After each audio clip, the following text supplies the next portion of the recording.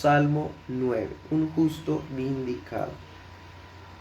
Yo sé que esa expresión vindicado, aunque se usa de manera esporádica en la Biblia, es difícil de entender en nuestros días.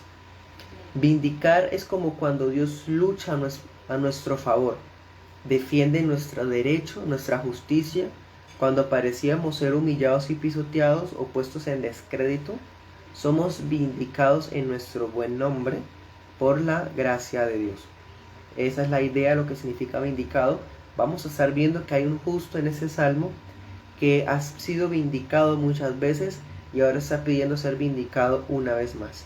Y otra cosa que será importantísima y única de este salmo, podemos decir que este salmo tiene la actitud de una persona justa que está tranquila delante del juicio final. Imagínense.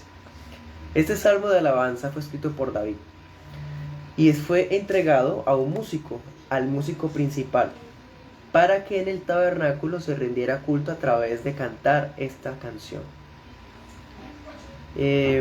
Este salmo refleja la mirada victoriosa de los que son justificados, los que vamos a poder un día estar de pie en el juicio final. Y también otra cosa que se destaca en este salmo es a Dios sentado en su trono, ¿sí? Y que a pesar de la oposición que Él recibe de nuestros enemigos, o que su pueblo es el que recibe de los enemigos de ellos, de todas formas Dios sigue en el trono, teniendo bajo control todas las cosas.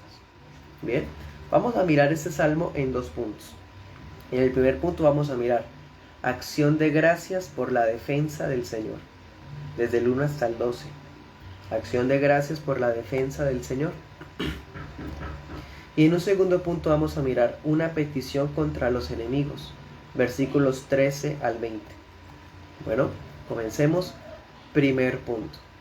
Como saben, después de terminar nuestra exposición del versículo a versículo, oramos por las peticiones. Si tiene petición de oración, puede escribirlas abajo en los comentarios o por un mensaje privado en las redes sociales de nuestra Iglesia Bautista Reformada de Girón. Bueno, desde el comienzo, este salmo demuestra ser uno de acción de gracias. David expresa su deseo de alabar al Señor con todo su corazón, contando todas sus maravillas. Así comienza el salmo. Vamos a estar complementando con el Nuevo Testamento de las Sociedades Bíblicas Trinitarias. En el Salmo 9 dice: te alabaré con todo mi corazón, oh Jehová. Aquí traducen exactamente lo mismo. Da a entender que tiene un corazón que está explotando de alegría, mejor dicho. Puede anotar esos versículos: Salmo 26:7 y Salmo 96:3. En esos textos vemos otros pasajes casi gemelos, paralelos de estos que estamos viendo hoy. Leamos uno de ellos. Leamos el Salmo 96:3. 96:3. Dice: proclamen entre las naciones su gloria, en todos los pueblos sus maravillas. Bueno, volvamos a nuestro Salmo 9. El salmista se alegra y se goza en Dios, cantando al nombre del Señor como el Altísimo. Ese título se usa de manera poco usual, y que se use en este momento está destacando que Dios está en un lugar, como su mismo nombre lo indica, muy alto, el Dios Altísimo. Ahora, versículo 3, mis enemigos volvieron atrás. Él está diciendo que como sus enemigos han vuelto atrás, cayeron y perecieron, Él se siente agradecido porque fueron derrotados. Y destaquen esto, dice, delante de ti. En otras palabras, cuando los oponentes de David se alzaron contra él, ignoraban que enfrentaban o que se estaban enfrentando con el Dios que estaba con David. Por eso dice que cuando esos enemigos se unieron, hicieron complot, conspiraron y hablaron contra él o trataron de alzar su mano contra él, cuando vinieron, perecieron delante de ti, porque el Señor está con David. Y aunque venían contra David, estaban luchando contra Dios. Muy parecido a como Cristo le dijo a Saulo: ¿por qué me persigues? Lo que es con su iglesia es con Dios mismo. Bueno, Salmo 9, versículo 4. En ese pasaje vemos: has mantenido mi derecho y mi causa. Dios defendió a David como cuando el juez decide a favor de una de las partes que está en conflicto. Dios está en un trono alto, altísimo, y está decidiendo a favor de David. Versículos 5 y 6. El Señor reprendió a las naciones enemigas y destruyó a los malos. Dice, borrando su fama, derribando sus ciudades. Hay otro detalle importante que podemos destacar de este salmo. Algunos comentaristas ven que este salmo es un salmo acróstico que está conectado con el siguiente capítulo. O sea, cuando estemos estudiando el otro capítulo vamos a notar eso. Capítulos 9 y 10 están conectados. Y cuando decimos acróstico, damos a entender que antes eran un solo salmo y que estaban distribuidos en orden alfabético. Eso es muy interesante. Ahora, otro detalle, cuando ahorita hablábamos de que David quiere contar sus maravillas, aún hoy la iglesia está llamada a seguir contando sus maravillas y que nuestras canciones y testimonios estén inundados de sus maravillas. Es más, recordemos Hechos 2:11, ¿se acuerdan? Cuando los discípulos hablaron las verdaderas lenguas en Pentecostés, dice en Hechos 2:11 que la gente que escuchaba que estaban hablando en sus idiomas, dice que los oyeron contar las maravillas de Dios, tal como el salmista aquí lo estaba haciendo. Algo muy interesante cuando dice en el versículo 4, has mantenido mi derecho y mi causa. En la Biblia Peshitta dice, ejecutaste mi venganza y mi justicia, te sentaste en el trono, oh juez justo. Impresionante. Pareciera como si David estuviera refiriéndose a los países paganos que están alrededor de Israel en ese momento, como Filistea, como Moab. Bueno, sigamos adelante. Versículos 7 y 8. Esos grandes países pasaron, pero el Señor permaneció, y su trono sigue estando en alto para juicio, y el juicio de Dios es imparcial, es recto. Anote estas citas bíblicas. Salmo 96:13 y Salmo 98:9. Leamos 96:13.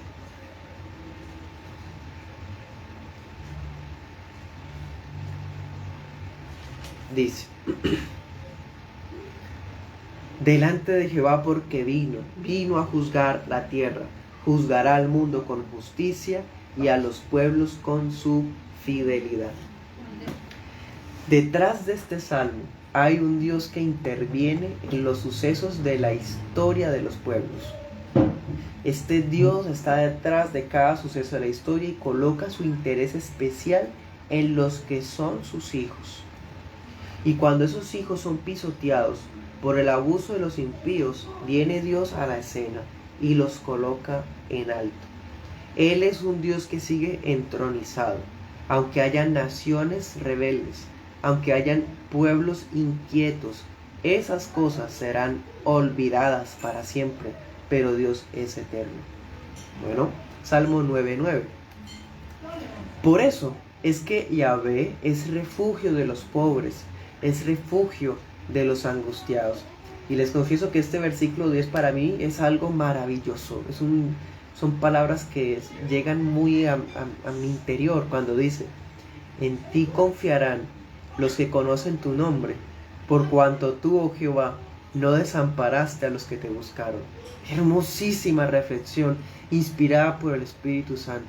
Sí, los que han conocido al Señor saben que pueden confiar en Él, porque no abandona a los que lo buscan con todo su empeño.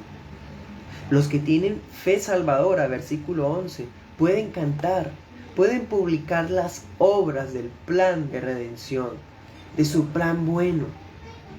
Dios habita entre ellos, dice en el versículo 11, volvamos al Salmo 9. en el Salmo 9:11, dice: canten salmos a Jehová que habita en Sión. Hermanos, Él habita entre su pueblo, entre la iglesia, entre ellos. Y Dios obra y seguirá obrando a favor de Sión muchas veces. Versículo 12 dice: el que demanda la sangre se acordó de ellos. Eso significa, Dios es el legítimo vengador de los abusos, de los homicidios y de las aflicciones que ocasionan los de afuera contra los de adentro. Él se acuerda del clamor de los que son oprimidos. Esa expresión, el que busca las sangres, nos da a entender que Dios no solamente escucha el clamor, sino que actúa como un investigador que quiere tener cada detalle de lo que sucedió para castigar correctamente al culpable. Notemos también que en este salmo se dice de manera muy enfática que Dios se acuerda. Versículo 12 dice: se acordó de ellos, y luego dice: no se olvidó. Está diciendo lo mismo, pero de manera paralela. ¿Por qué? Porque está enfatizando que es por gracia que Él se acuerda, que no se olvida. Bueno, recordando lo que leíamos en el Salmo 8 anteriormente: ¿qué es el hombre para que te acuerdes de él? Y el Hijo del hombre para que lo visites. Salmo 9, versículo 15 dice: se hundieron las naciones en la fosa que hicieron. Las naciones que conspiraron cayeron en la misma trampa que escondían contra David. Y eso fue un juicio de Dios contra ellos, pero a la vez fue un trato de justicia a favor de David. Dense cuenta, Dios cuando obra, actúa vindicando. A unos les da el pago de justicia y a otros les da un pago de misericordia. A los que les da un pago de justicia es pagándoles conforme a sus obras, y a los que les da un pago de gracia es conforme a que Él se acuerda de su gracia, de sus muchas misericordias. Bueno, el mal no puede escapar de las manos de Dios. Así lo dice el versículo 17. Versículos 16 y 17 dice: Jehová se ha hecho conocer por el juicio, en la obra de sus manos fue enlazado el malo. Impresionante. El malo también está atrapado en manos de Dios. El malo no es alguien que está por fuera de los planes de Dios. Y eso es un motivo para reflexionar con un santo temor. Ahora, ¿qué es eso de un malo? ¿Qué significa ser malo? Si preguntamos hoy día a la gente, nadie dice ser malo y nadie cree ser malo. Pero vamos a darnos cuenta que hay muchos más malos, porque muchos son llamados y pocos escogidos. Miren esto, versículo 17. Los malos volverán al sepulcro, todas las naciones que se olvidan de Dios. El salmista define qué es malo. Es todo aquel que se olvida de Dios. Pregúntele a las personas cuáles son sus sueños, sus proyectos. Ellos dicen que creen en Dios algunos, pero Dios no está en sus prioridades.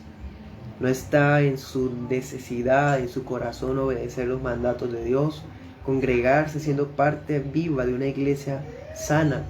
No está en sus planes porque ellos se olvidaron de Dios, y por tanto un día Dios también se olvidará de ellos y serán llevados al Seol. Notemos que aquí el Seol no es una tumba. Aquí el Seol es visto como el lugar donde son trasladados los que se olvidan de Dios. Anote esas citas bíblicas: Salmo 50, 22 y Deuteronomio 8, 19. Bueno, ahora, mientras los malos se olvidan de Dios y un día serán olvidados por Él, los que se acuerdan de Dios en sus vidas, cuando dice acuérdate de tu Creador en los días de tu juventud, aunque sean pobres, serán cuidados en sus esperanzas. Versículo 18, Salmo 9, 18, dice: no para siempre será olvidado el menesteroso. No para siempre. Ahora el Salmo termina, versículos 19 y 20, dice: levántate, Jehová, no se fortalezca el hombre. Versículo 20, pon, oh Jehová, temor en ellos. Pide a Dios su intervención, como de un rey que se levante de su trono para juzgar con vehemencia, para que el hombre no se siga fortaleciendo, es decir, no sigan creyendo que son fuertes en sus fuerzas, que pueden ser fuertes sin Dios, o que pueden levantarse contra los que son verdaderos hijos de Dios. Y la petición esta que hace es única en todo el libro de Salmos. El salmista está diciendo: Dios, coloca tu temor en el corazón de esas personas, para que se acuerden que no son sino mortales. Impresionante. Bueno, ahora terminemos con algunas aplicaciones. Se ha dicho que el Señor Jesús alude a este salmo, especialmente en el versículo 17, cuando dijo a los discípulos: no teman a los que pueden matar el cuerpo, sino al que puede lanzar cuerpo y alma al infierno. Así lo dijo Cristo en Mateo 10:28. Cristo está diciendo esto: no le tengan temor a los que pueden matar el cuerpo, más bien a aquel Dios que puede lanzar al infierno. Lo que estaba diciendo el Salmo: los malos serán trasladados al Seol. La Biblia no dice que la gente mala, los que se olvidan de Dios, van a caer al infierno. Dice que Dios los lanzará al infierno, que serán trasladados por él allá. Su ira arde activamente y su presencia vengativa es real en el infierno. Ahora, el apóstol Pablo también cita este salmo indirectamente cuando predicó en Atenas. Allí él dijo que iba a haber un juicio universal de Dios a través de Jesucristo. En Hechos 17:31, Dios un día va a hacer un juicio, el juicio del juez justo altísimo será dado en su trono blanco a través de su Hijo Jesucristo. Y ese día los justos, los que se acordaron de Dios por su gracia, la gracia de Él, serán colocados a la derecha, y los que serán trasladados al infierno serán colocados a la izquierda. Hoy, el Hijo de Dios tiene la certeza de que Dios es soberano en el presente y en el futuro. Dios es soberano. Este salmo también nos enseña que Dios sigue estando en el trono, que es soberano en los sucesos de ahora, pero que también es soberano en el futuro, en el juicio final. Dios está en su trono como rey y como juez justo, y sus designios tienen control de la hora y de la sentencia final.